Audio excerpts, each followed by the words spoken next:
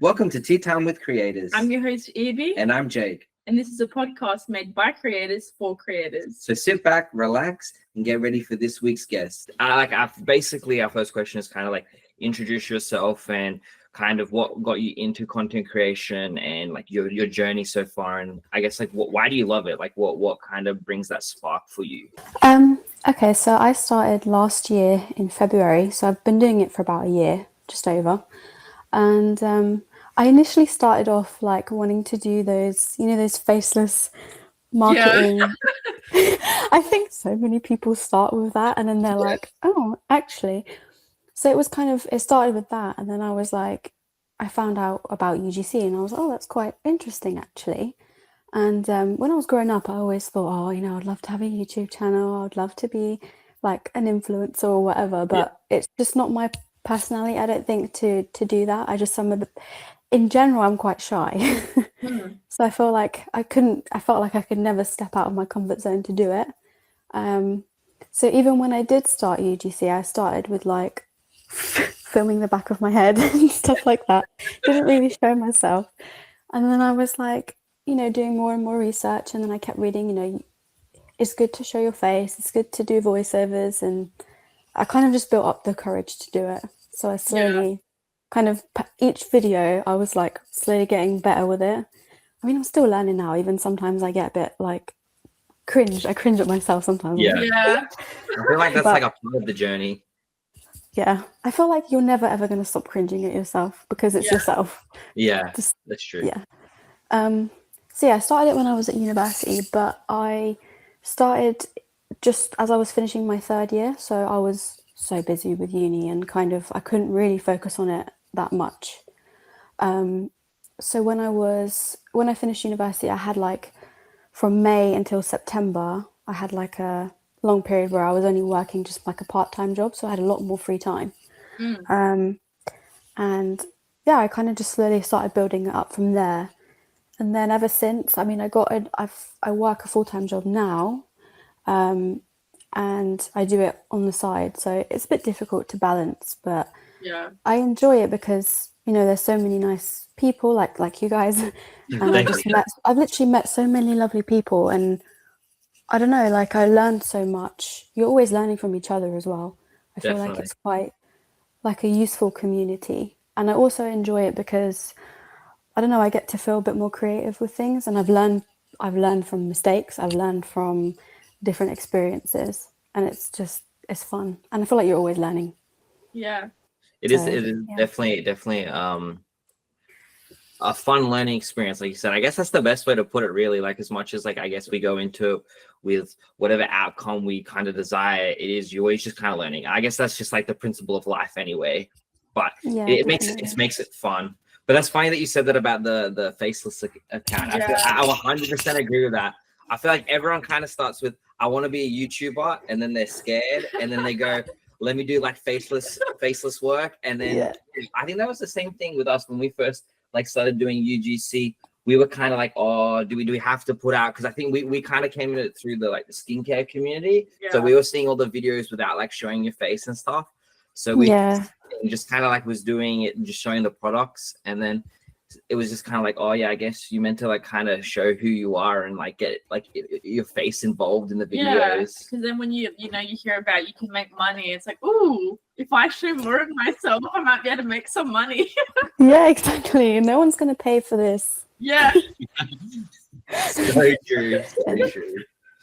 No, it's true. But I think it's just kind of like a universal thing. I think everyone goes through that at the beginning, unless they're already very like confident and ready to be on camera. I think it's like part of it, and it's quite funny because it's just, I think it's a relatable kind of thing. It's like an initiation process.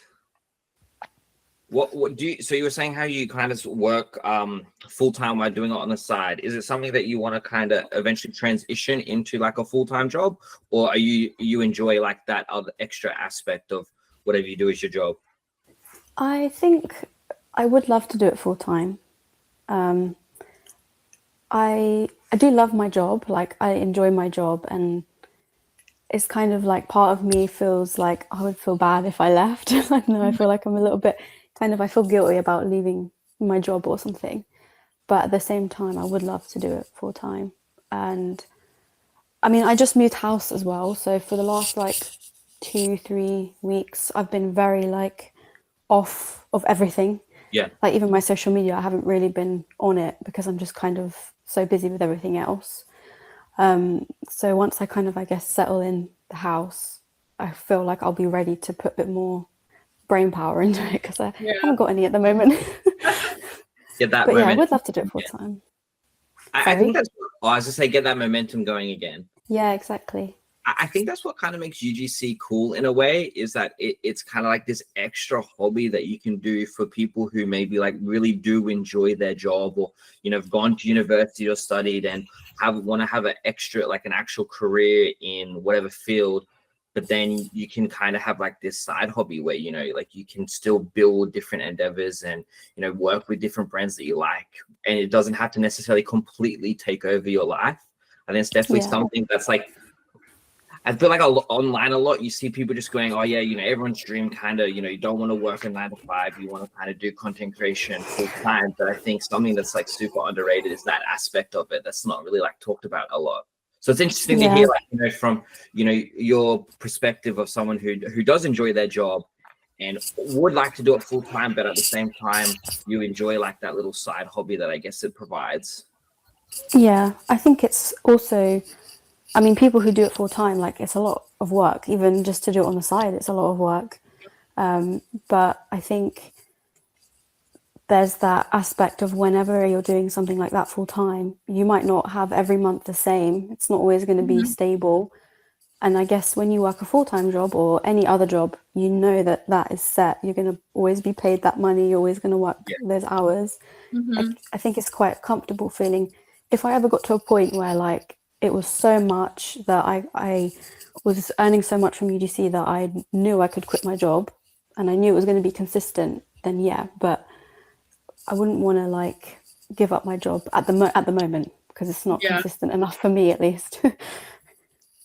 It's I agree. It's definitely one of those things where you want to feel confident in. I guess that's what the biggest challenge is like, you know, having that inconsistency that people kind of, you know, you're chasing that consistency, but it can take a long time to kind of get to that point. And I guess if you're not kind of expanding other avenues within the social platform, like you said for yourself, you don't necessarily see yourself wanting to do YouTube or kind of see yourself, I guess, standing in that influencing light. So I guess for you, it is kind of find that perfect balance between the two.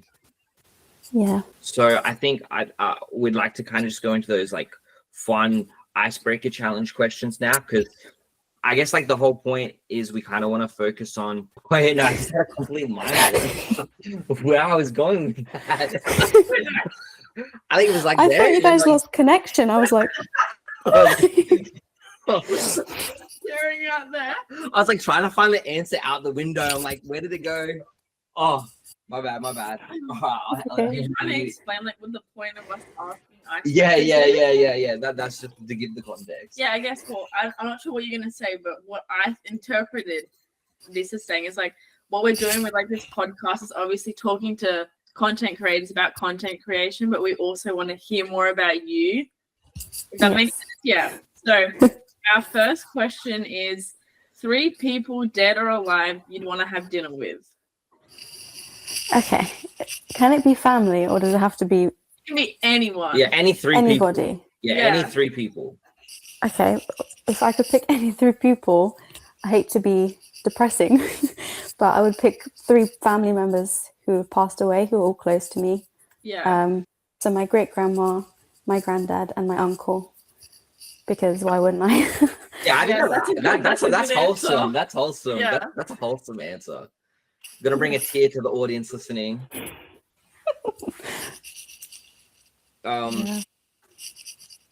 Well, the next question is like, what's the most unexpected fact about you? So I guess like, you know, whether it's like something that I guess most people who know you maybe wouldn't think, or like maybe like it's a party trick, or so something a bit interesting that's like, I guess like would catch someone off guard, but it's like, oh, that's really cool. I think, I don't know, I feel like I'm quite boring. Maybe it would be kind of what my job is. Like, it's not like a wow, but whenever I tell people, they're always like, "Oh, that's quite interesting," just because it's. So my job is I do like playground and park design. So, like, Oh, That is I really do. cool. Yeah. Oh my gosh, that's crazy. I didn't even think that makes sense that that's a job. But that's yeah, you never think Think about, about like, that it. people have to do that. that's really Yeah. cool. That's what I always hear. They're like, I didn't even know that's a thing. But yeah, that's what I do. I do like 2D and 3D designs, and we kind of do like some people order it from us, or we all compete with other companies, and then my company will win or lose, but it'll get Yeah. installed, and then the parks are like, Oh, Ah. that's so cool. It'd be so cool to see your design like in person. I know. I have had a few that have been installed, but they're all really far from where I live, so Yeah. I'd love to go and have a look. Yeah. So did you study architecture? No, I studied game art, so I did 3D game design. Wow, That's cool. That's really cool. That's Yeah. an interesting. That makes sense. It's like a Yeah. fun segue into it. That's really That's cool. really cool. Yeah, I did want to work in a game studio, but it's really difficult to get into one. Yeah. So, I mean, I applied to so many jobs, and I got the interview for the one I do now. And it was quite funny because they actually did the interviews when I was on holiday. So I couldn't go. And I was like, oh, can you reschedule? And they ended up hiring someone else. And then a few months later, I saw it again, and I was like, I don't know if that's like they haven't updated it, if that's the old one or if it's a new one. So I was like, I'll just apply again for fun. Yeah. And I got the interview and I ended up getting the job. That's so good. Do you know? Like, did they end up not hiring someone or like firing them, or they just had He was not? there. He was there, and I was like, you took my job. That's so funny. What, Yeah. Yeah, you go. You go. what's your favorite part about your job? I just like to be creative, I suppose. Like, I grew up drawing and painting. Like, I did art, so I love the design aspect in terms of, like, you know, putting things in places and designing the layout. But my favorite part is when we showcase what it's going to look like and we do the 3D. We do like a really nice poster, and you put all the graphics, and especially when sometimes they go out to schools or they go to the public and they get to pick which one they like, which design they like. So sometimes it's quite fun, like making it really kiddie themed or adding like little graphics of people and just making it really fun. I don't know, I just find it really, like, when I'm doing my work, it doesn't feel like work. Yeah. Yeah, That that makes sense. No wonder you're like not in a hurry to do like UGC time. That's such a cool job. that is That's a really such cool job. Do you Thanks. have like? Well, I got two questions. The first one is, what? So when you say kind of like design, do you mean like you're designing obviously like on whatever software you're using, but is it like, I guess, like, would you design like a shape of like a slide, like whether it's got this twirl or this end or it comes on this angle, like that type of thing, or more of just kind of like the whole set, I guess? Yeah, so that's what, well, the first is what I thought. I thought I would be designing the slide, and that's what I thought I was doing, but we are not. So we actually have like, I work for a manufacturer, so they have their own kit. But we do sometimes, you know, change the designs on them, like the panels, they might look different. Or I have designed a springy, you know, the thing you sit on and it like rocks back and forth. Yeah. I designed one of those, like a fresh one. And we had a meeting recently about how they want us to kind of come up with more ideas about physically changing things. And I was like, yes, this is my time, because I've been waiting for this. So yeah, we do have like, I guess I have a bit of a way of designing the actual kit, but most of it's already made. Yeah. So it's just the layouts and we do also do ground graphics as well, like the floor. Sometimes they have like designs on them and stuff. So that can be quite fun too.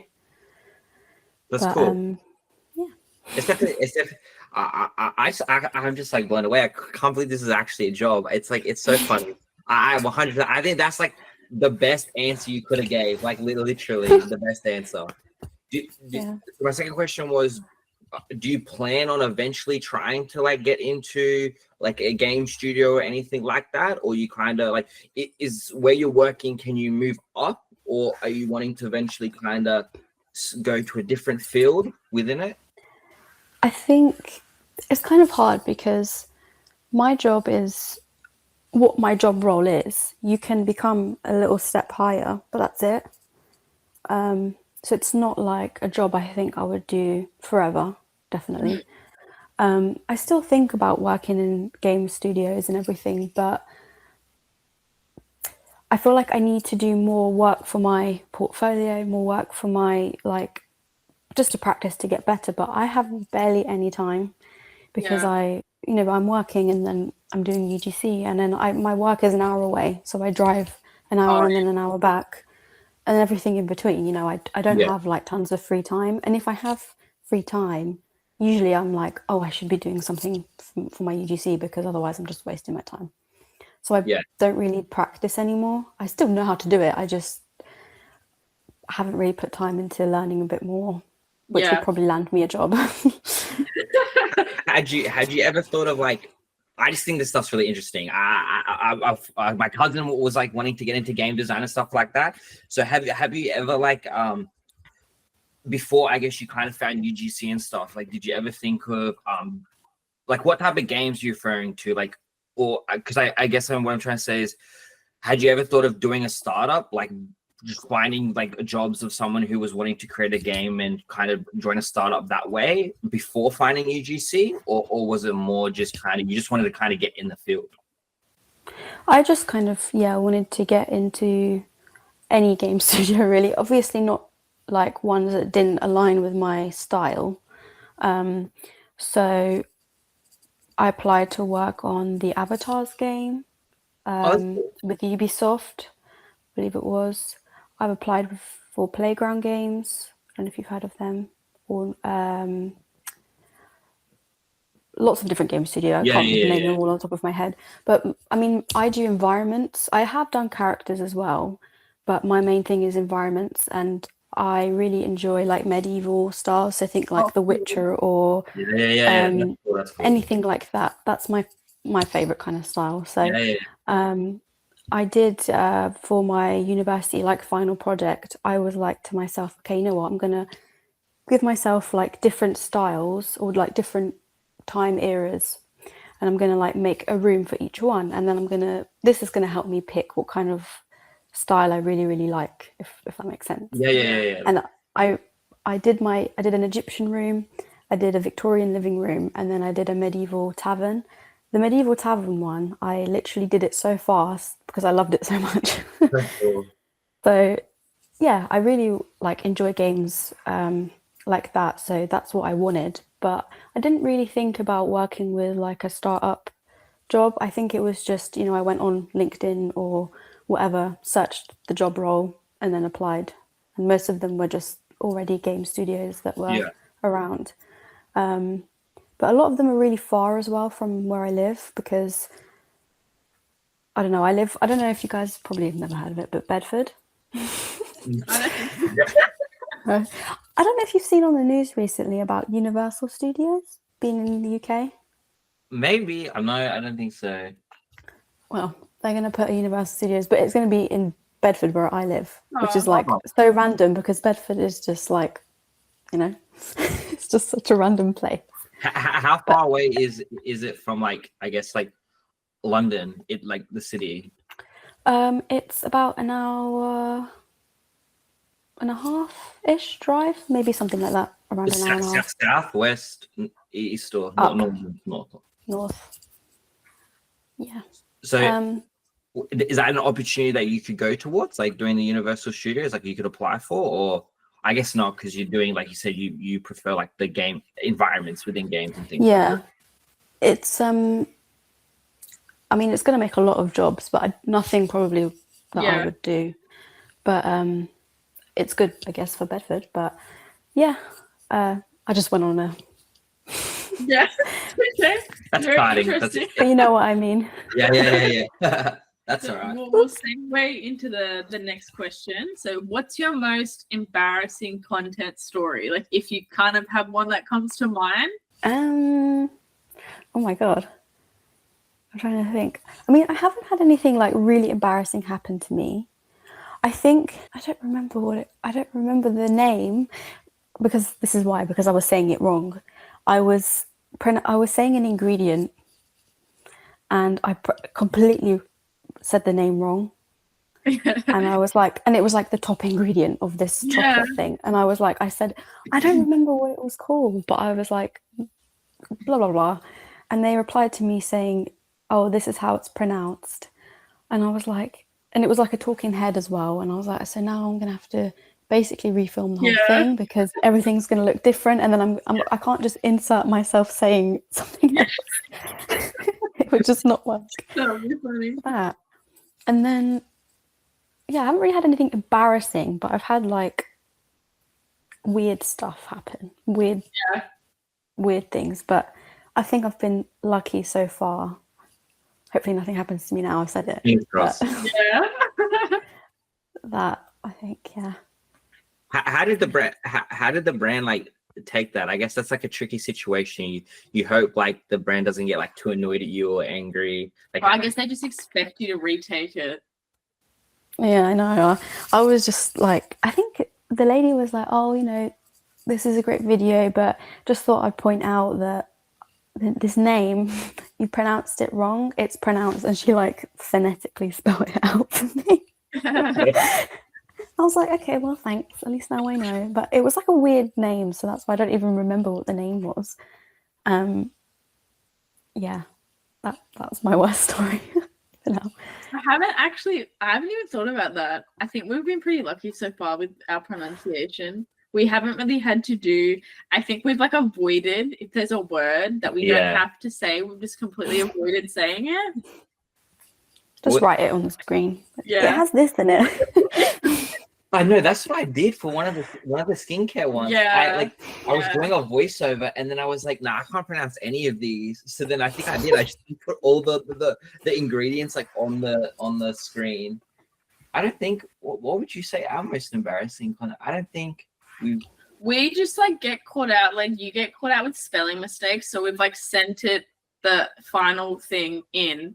And then they've gone, you spelt the captions wrong, and then you changed them, and then sent them back, and they said they're still spelled wrong. No, that's actually, you're right. That's probably our most embarrassing one. That was so annoying. So, like, on CapCut, see. Ooh. Oh, that's nice. Okay. when how CapCut does the auto captions? Yeah. It must have like misheard what I said and changed it to 2 other words. And I'm like looking at it and I guess I over-skimmed it. So I sent it and then they've gone, oh, just change, you've made a mistake, just change it to this. I'm like, okay. So I went in through, fixed it. And then I sent it back and they went, oh, you've spelt it wrong again. And I'm like, what? I was like, gosh. But luckily she was really nice. So it was okay. Yeah, but we've been like super lucky because I've like read people's like stories about asking for like to change entire videos and go, I don't like this, like completely change that. And we've just been really lucky that we haven't had people like that so far. Yeah, that's really good. I had that recently with a brand. I did I did a video for them, and bear in mind, when a brand comes to you, of course, they see your content before. Yeah. They know what you're like. So they asked me to do a video for them, and I was a bit on the fence about it. I was like, I did it anyway. So I worked with them, did a video. Then they asked me to refilm with more energy. They're like, can you give me some more energy? What does that mean? Okay. I'm like, okay. So I refilmed it, trying to give it more energy. I'm not like, I struggle so much with being like super fake on the camera. Yeah, I can't do that. I'm not gonna, when some people are so loud and like usually that's because that's their personality, or that's just how they are. I'm not. So when I was trying to do it, I was like, no, that sounds so fake. It sounds so crap. Like I hate it. Yeah. So I did it. I tried my best. I sent it again, and they were like, yeah, this is good, but again, can you just do like a little bit more? I'm like, what do you want me to do? So do you want me to be yelling into the phone? Yeah, buy this. I'm like, okay, so I did it a third time, and I was like, normally I get really like pissed off, and I'll say to them like, no, like this is, if you want, you need to pay more. But I kind of just wanted to get rid of it. Do you know, like sometimes I'm terrible with confrontation. So I'm always scared to email them and be like, you need to pay me. Basically, I've reshooted it 3 times or twice. So you need to be paying me more. But they weren't even like giving me proper advice. They were just saying more energy. I'm like, what does that even mean? Do you mean you want me to speak louder? Do you want me to move more? Do you want like quicker? You know, break it down. You need to tell me what you want. And I sent them the 3rd video like probably a month and a half ago, and they haven't replied to me. Oh my gosh, that's crazy. That's also terrible. like, that's one of the worst things with UGC is like when you're dealing with like whoever's dealing with the like the collaborations, when they're like so vague and they're like kind of rude, like it's so hard when you like you literally can't get anything out of them and they're just expecting you to know what they mean. That literally reminds us of they reached out. No way. Yeah, they reached out to us, and we thought they were like it was like a scam. So we're just like kind of going because this was at the very beginning when we're getting like heaps of scam emails. So we were just kind of like feeding through and like waiting to like that major red flag. But everything was seeming fine, and we're like, oh, okay, this is cool. And then they said like, oh, we're gonna ship it. I'm like, okay. A week goes by, get like this tracking number, put it in, and it's like sent off. But then when you click like details, it says it's like still being processed. Whole month later, reached out to them, no reply, no nothing. And I thought, guess it was a scam. If that's okay. And then randomly, it just arrived, and we're like, okay. So we so we made the video, and like when we were like talking and whatever, we were saying how like they don't get usage rights and stuff, and obviously our bad for like no contract and that, but we were like processing through whether it was like fake or not, and so we found out that they shared it to they like I don't know what they did. I don't know how they like whether they screen recorded our video, whatever they did, it to their account. And I've like DM'd them, and I'm like, because I saw another creator saying, oh, like something similar happened to them, and she reached out, and they ended up paying her. So then I like reached out to them, and I was like, yo, like this is not what we agreed on. Did not reply. Shared a profile to the guy that we were talking to via the emails. But it's like it's his private account. He has like 2 followers. He's got like some AO, and it said nothing. And I was just like, nah, I don't even want to deal with this. I was like, whatever. But that's probably the most weirdest interaction with that. Yeah, like sometimes it's just easier to do nothing than to like try. And then I've had like something that's really annoyed me is I've had like a bunch of like not a bunch, but like a few brands where it's like I really wanted like the product, and they were like, hey, we're not doing paid. I was like, okay, whatever. Like, I'll just send me the thing. They just never sent it. Yes. Like, I wanted to get like this cool pair of like glasses, and they like asked all my details, and I was like so the excited. size of her face, like what the frame of the glasses should be. I was so excited, and I like picked out a frame, and then they never answered me. I emailed them like 3 times. I contacted like the customer service. But I think the customer service replied to you and was like, oh, look, forward this email to this address. They will help you. And then you did that, and then nothing. Yeah, but what's so awkward is I was seeing like a bunch of other creators getting their product, like collaborating with them. Yeah, the same. And I was like, okay. Like maybe they just like, actually no. Let's not worry about them anymore. Change them. That's so annoying. Well, I hope you get those glasses at some point. Who knows? It might be like the other product. They'll just randomly show up one day. 3 months later. Yeah. That's funny. Well, that's the thing. It's a bit scary when you think sometimes you send your address and your details to brands or some people, and then you never hear anything. I'm like, what are you going to do with that now? Yeah. Wicked, hey. I think about that too. That's so true. I guess it's like it's like, cool. Okay, you know where I live now, but the trials and tribulations UGC. All right, so we'll go to the last icebreaking question, which is my favorite, well, our favorite to be precise. And so if there was a museum and it was about you, so the museum was all about you, and there was a gift shop attached to it where people that attended the museum, they could go through at the end, what souvenirs would it sell? Oh, this is hard. because I don't know if it's like I would pick things that I like, and I just want things that I like to be sold. Yeah. Okay. Well, that's I fair. think- Like, it is about you. It is your museum, so it can be Yeah. anything that you want it to be. Okay. So I think stationery that's like sweets themed, Oh like yeah. sweet stuff, because I love the sweet things. I have such a sweet tooth. It's actually bad how much I like sweet things. We feel you. I just so I always imagine those, like, you know, the pencils and they have the rubber on the top and Yeah. they're like sweet shaped, or like I don't know, like a stationery bag or something, but it's like a cake and you open it and it's got something like stationery, because I always loved stationeries from museums with like the cool pens and things like that. If I had to think about like maybe some little figurines or statues or something, probably I would pick like little woodland creatures like squirrels and birds. I love woodland creatures. They're just so cute. I love them. I would love a pet squirrel. Like that's my dream pet. I Wait, love do them. you have squirrels in over there? Yeah, we have There's- squirrels. Oh, we don't have No, squirrels. we don't have squirrels in Australia. You don't have squirrels. Well, you've got loads of other things. You don't need squirrels. We just No, got I like little koalas. That's the one Rats. thing.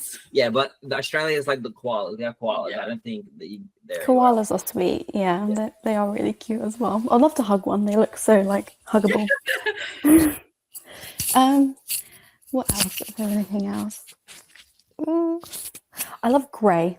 Grey is like my colour. My car's grey. My bedroom's gonna be grey when it's done. I think I would love to sell, like, I don't know, I'm imagining like grey, you know, the little crystals you can get, like different shapes but like grey ones. Yeah. Something pretty. I feel like there needs to be something pretty there, but they need to be grey because I like grey. That's funny. I think you're the first person I've ever heard say that their favorite color is grey. I love grey. I don't know what it is. Like, I have this. When I was younger, I just was like black everything. You know, I still wear black all the time. Everything needs to be black. And then I was like, okay, I'm slowly getting lighter. You see? Now I like grey. Maybe next I'll like blue or something. Who knows? Yeah. But at the minute, it's grey. That's funny. It's like eventually that's it. I you don't get from the dark shade to the lighter shade. Yeah, the older I get, I suppose. Maybe when I'm like 80, I'll like white. Yeah. That's funny. No, I think that's good choices. I think it's a really, I like the question because it really makes you think. Like, I guess you're hoping whoever comes to the museum, you're kind of parting a part of you to them, because it's kind of like whatever they get, it's kind of like they're taking a part of you with them, I guess, in some way home. So like, yeah, something grey is really cool, and like you said, the woodlands. And what was the first thing you said? The candy. Station. I love that. My favorite thing as a kid was like pencils with the rubbers, and it was like cookie flavored or whatever it was. I was So obsessed good. with like any rubber that was like Scented. shaped. I used to like Scented. I literally steal coins off my parents to go to the retail shop to buy shaped rubbers, and then I'd never use them. I just had a collection of shaped erasers. I love them though, but they make the pencil feel really heavy. Yeah. Just like, but yeah, that's a good question. I've never had that question before. Yeah, so. no, no. Okay, Nice. so we're gonna go into. Do you guys have anything you would pick? Do you? I don't know. I spent too long on this question. Yeah, it's like thinking about something that like represents you really like easily. Well, I think you definitely do crystals. Yeah, I love crystals and I love animals. I love pigs. Like I just love pigs especially. So like They're sweet. little like pig figurines or something. I definitely do like little figurines, like little pop, like whether they're like pop characters or little mini like like things like on your keychain or whatever. Yeah, so like just a little figurine. Just like a little like Lego version of you or something. Yeah. It's hard. Like you have to really think about it. That's what makes it a good question. I think a good question makes you think, and yeah. I think that's pretty accurate. I can so imagine you having a little souvenir shop of pigs and crystals. Yeah. You know what? You could sell the the what are they called? The glass things. My grandma had them, and they were like little like jades, like jade crystal, like Oh, like in Mount Tambourine when we went to the crystal shop, and they oh, had like like the they're glass, like glass, yeah, blown glass things. glass Yeah, pigs. yeah. Oh, That's they're really cute. Like, you get the dolphin ones, I think. Yeah, They're yeah, like, yeah. like a dolphin. Yeah. That'd I be think cool. now though, I'm going to think about this question all day, and I'm going to be like, actually, Yeah, maybe I would have. yeah. Compile a list. hmm You don't have any other little things in your shop? I'd probably have something food related. We both like love food and can't stop eating. Yeah, I think off the top of my head, I'd probably go like some form of like book, some form of book thing, and then definitely like some little like make a figurine, little pop character or something, or keychain. That's probably off the top of my head. Yeah, well, that's cool. So we're gonna jump into some more like kind of content creation related questions at the end. Yeah, these are kind of meant to be like the parting wisdom before we kind of close off the conversation. Yeah. So I'll let you ask the first one. So what is the best advice you've ever been given with content creation?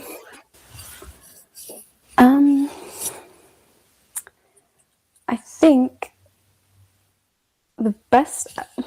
I mean, there's so much good advice out there. I mean, especially, I feel like I've done it for a decent amount of time to know what stuff has been useful and what stuff hasn't. But I think the most important thing, like for me, and useful thing for me, is to not compare myself. Yeah. Because I've always been with everything, whether it be how I look, how much stuff I've got, my clothes, like growing up, I've always been that person who's like, oh, she's so much prettier than me, or he's got nicer trainers than me, or something like that. Like I was terrible. Like I always felt like everything is better than me.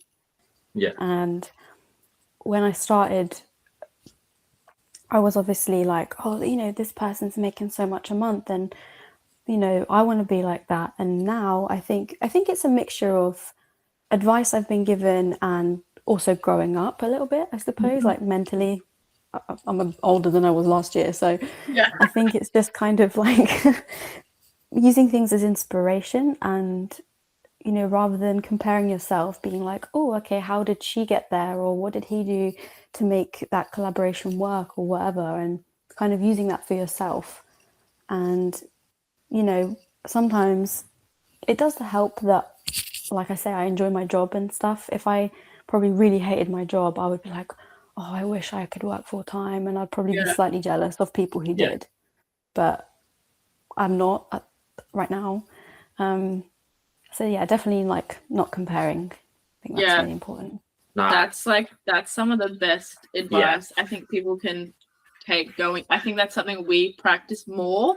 I wish we had practiced more when we started, because as soon as you start like looking at everybody else, you're almost like losing sight of where you're actually at, and you're not seeing your wins and what you are actually accomplishing, and then you kind of just get lost in what you don't have. So I think that's super important. I like that. Yeah, it's like that saying, comparison is the thief of joy. Yeah. But you know what I love that you said, and that's like, I reckon if anyone like listens to this and like obviously people are gonna listen to it, but like the takeaway from what you said, I think that's the gem of this episode, is like you saying, I'm not having a mind blank. I remember what it was. It was when you said that instead of kind of comparing to others, kind of being like, what did they do? Okay, so I want to work with that brand. They've worked with that brand. Instead of kind of going, oh, what am I doing wrong? Why I wish that could be me. It's more like, well, what were they doing to lead them to get that? How did they get in that position? Because I guess it kind of, instead of then being negative about it, you're kind of motivating yourself, going, cool, these are the improvements that I can make, and then watch, I'll be there in a couple of days, a week, a month, whatever it may be. So I really like that you said that. I think that's really important. Yeah, it kind of relates to like one of my favorite sayings is that, I don't know if you guys have heard of it, but it's the saying where if you're the smartest person in the room, you're in the wrong room. Yeah, it's kind of like that. Like I feel like you're surrounding yourself with people who, some of them might be doing worse than you, not actually worse, but in terms of like they might be just starting out and it's completely fresh, and you've got people who have been doing it ages and really experienced. I feel like it's a good mix. Like everyone is learning, and you can even learn from people who are newer. Yeah. Like, I don't think it matters where you are, because you're always learning from other people. And I think sometimes people who are quite fresh to it, they might also have like really new ideas for stuff, which is quite nice. Yeah. But, and you know, you can always ask everyone. I feel like if someone's got a story, I have a question, I just ask them the question. Yeah. And I feel like, you know, that's good. You're just learning from it. I'm like, oh, what did you do to do that? Or even if it's just like camera angles and things, I'm like, oh, how did you do that? Are you using like a cool holder or something? You know, it's rather than, you know, me being like, you know, especially with houses and stuff too. I love when I see people who are like making the most out of a house that might not be the most aesthetic house, or, you know, making use of a little corner where they've just got like a bed sheet and some lighting and whatever, and it looks great. So it's like you don't need to have like a big, you know, fancy house or whatever, because so there's no point comparing. It's like it's a creative process. You literally can't compare with like something to do with like creating something. We're all on completely different journeys in a way, so you literally cannot compare. It reminds me, like I saw someone else, like you kind of said, asked someone else a question, and they put it on their story, and they were saying how like they got this like spinning overview shot, like bird's eye view shot, and they're like, oh, do you have one of those like spinning cameras or whatever? And they're like, no, take my phone to the fan and turn the fan on. It's like that. I respect that so much. That's like dedication. Yeah, it's very fascinating. Like trying to get shots and everything, you've got to get so creative sometimes, because like it's not realistic to be able to also like afford a heap of like camera equipment. Like I don't even know what you would. Exactly. And some of them are so expensive as well, for like, you know, especially the ones that like move when you walk or something. Yeah. I'm like, I really want one, but they're quite expensive. Yeah. So I'm like, I'll just get someone to film me. Yeah. Well, on the flip side of that, what would be the worst advice so people can learn and not have to kind of, I guess, make the mistake of maybe the worst advice you've been given? I think, ooh, this is hard. I think, oh God, this was like something that I was thinking about, and I was like, everything that I've learned so far has been so good, so useful. I think when people say stuff like about I don't know how to explain it, like posting all the time. Like some people are saying you don't need to post. Some people say you do need to post all the time. Yeah. I think it's important to post. It really is important. But I remember like someone was saying about posting every single day. And that's what I did I probably posted every day for like a month, something like that. And I was just getting like, my brain was just like getting drained because I was like, it doesn't really matter. Like I post probably once every week or once every like 10 days or something now. I don't really post that much, but I don't think it's made any difference to my like collaborations. I still get the same probably amount of inbounds as I did before. And I just feel like it's something that it's good, but you don't need to stress about it too much because it's not like super duper important. And I think that's something that I've learned my mistake by, not mistake, but I've learned by doing. I've realized it made no difference. Maybe a month isn't long enough, I don't know, but I just found that it was a bit too much work for my brain to do when I already have so much to do. And then I would come home and I'm like, oh, I have to post, I have to think of something. And then I started, even scheduling my posts to try and make it easier. But then you still got to sit down for like however long, editing your reels and then putting them and scheduling them. And for some people, like most people probably, they don't find that long, but because I'm so busy, for me, it's still a long time.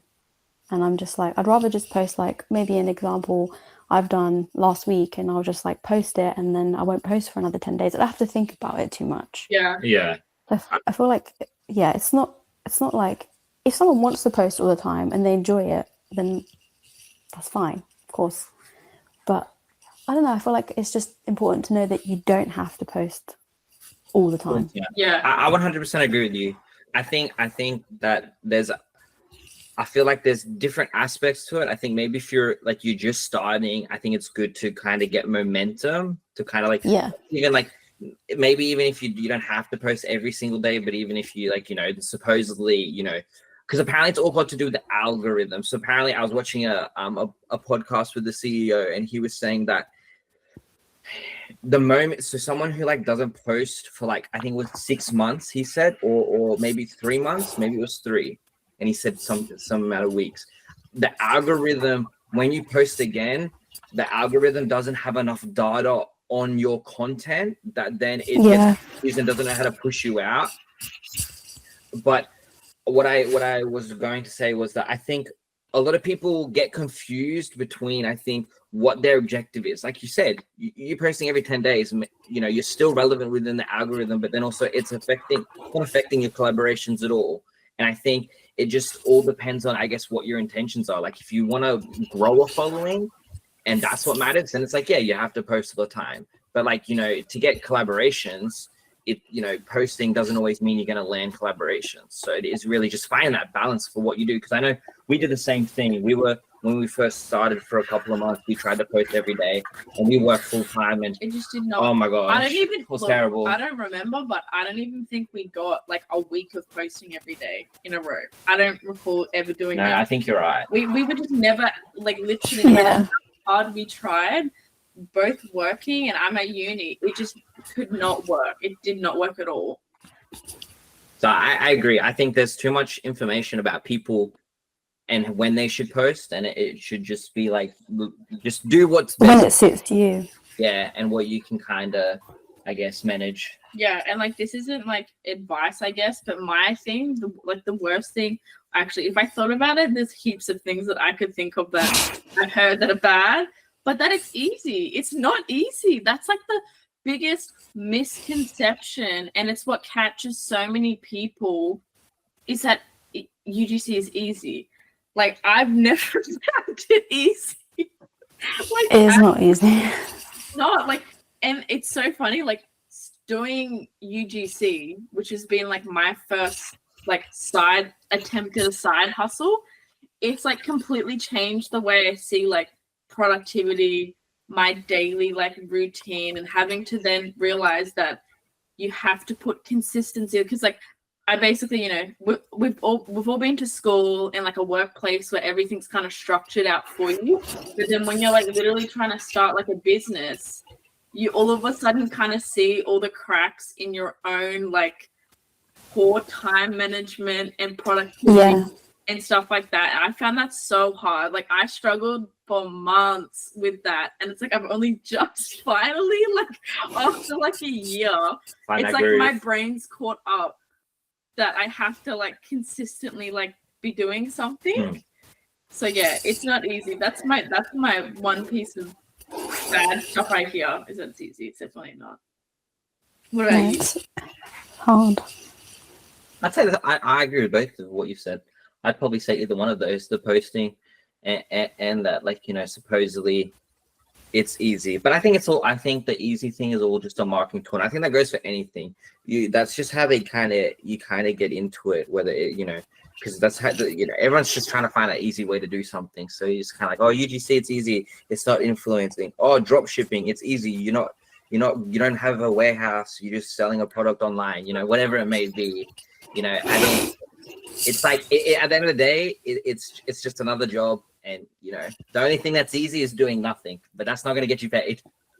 No, exactly. It's your turn.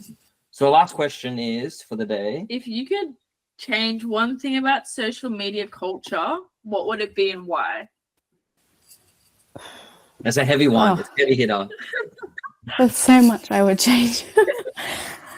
Oh God. What's like your like the first thought that come to your head? Like, yeah, I guess is there anything that you're like particularly passionate about? I mean, mean, it depends on, I guess it depends on the social media because they're all different. They all have different kind of things. I don't ever use TikTok really. I don't really go on it, so I can't speak for that.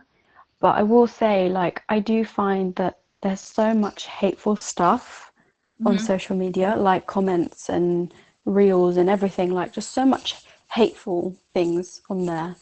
And I mean, I don't really know how you could change it, but maybe they need to just be more strict with it. But then you can find anything on social media, like you can, Yeah. there's all sorts on there, you know what I mean? But I feel like it's just very, very like hateful, and I feel like social media is a place where it's supposed to be where you kind of escape from your life, and then you go on there and it's just full of the stuff you don't want to look at, Yeah. and it's kind of like, okay, well, where do I go? Because I don't want to look at this, I don't want to look at that, so Yeah. what am I So supposed true. to do? So true. Yeah. I don't know if this even relates to the question that you asked me, but yeah, I don't know. I just feel like I wish there was less hateful things on there and people could feel like they can just be themselves. Yeah. And I particularly hate when I see stuff like, you know, there might be a post or a video about someone who, you know, they might be disabled or something like that. And then you read the comments and they're just so nasty. Yeah. And I'm like, how can people be so horrible? I really don't understand. Yeah. It's Because like very, that's the lowest of the low, in my opinion. yeah. It's very, I think it's super confronting. Like I say this all the time. I like try to limit my social media use like as much as possible because it's just like getting to the point where if I went on my phone and I was like going, because I don't have TikTok, and I go on the explore page, I would just see something I didn't want to see. And it would like instantly ruin my mood and make me upset. And it's like, well, there's nothing I can do about it now. Yeah. I've just seen something that makes me feel horrible now. What am I meant to do? So it's, yeah, I think it's confronting because it's like in your own life, you can somewhat try to control like what people you're around and surround yourself with good people. And then you go online and it's kind of just like anything, anywhere. So it's that's a good one. Yeah, I agree. I think it's important that like I definitely think you're right. It's hard. It's hard to like kind of manage because it was funny. Same thing in the podcast I was listening to. He was kind of. I think they were asking him about how do they manage like banning content. It was like to do. You know how people supposed to get shadow banned and stuff, and it was like to do with like how you avoid that. What is there things that are flagged and stuff like that? And he was saying like it's really hard because of like I think he was saying because of obviously being an American company and the whole like free speech and being able to not stuff up the algorithm. They find it really hard to like. There's certain things he goes. There's certain keywords or phrases that like instantly like it's like red flagged. You're immediately monitored. You could get banned. But there's like what he said. There's unfortunately too many loopholes, so it makes it really hard to stop what you're saying. But I agree. I wish somehow. Because that's the thing. So I feel like social media was made to connect people across the world. Yeah. And it's like, why do we have to bring negativity? It's like you said perfectly. Like people leave, don't want to be out here. They want to be here to, see positive things, to feel a bit better if they're not going so well outside. They don't want to just be scrolling through or reading comments and, seeing hate stuff. That's what Pinterest is for. Pinterest is like the only like app where you can like go on and it's like not see bad things. Is there even comments in Pinterest? Yeah, but like it's not a very widely like communicated. Yeah. I feel like people just put love this, love heart, like kind of that's it. Yeah. I literally could find myself like because I have it like Pinterest on my phone. Like sometimes if I have like the urge to go onto Instagram, I'll go onto Pinterest instead. And then I like scroll for like not long and then turn on my phone. That's the positive app. Yeah. We love that. Yeah. Well, thank you so much.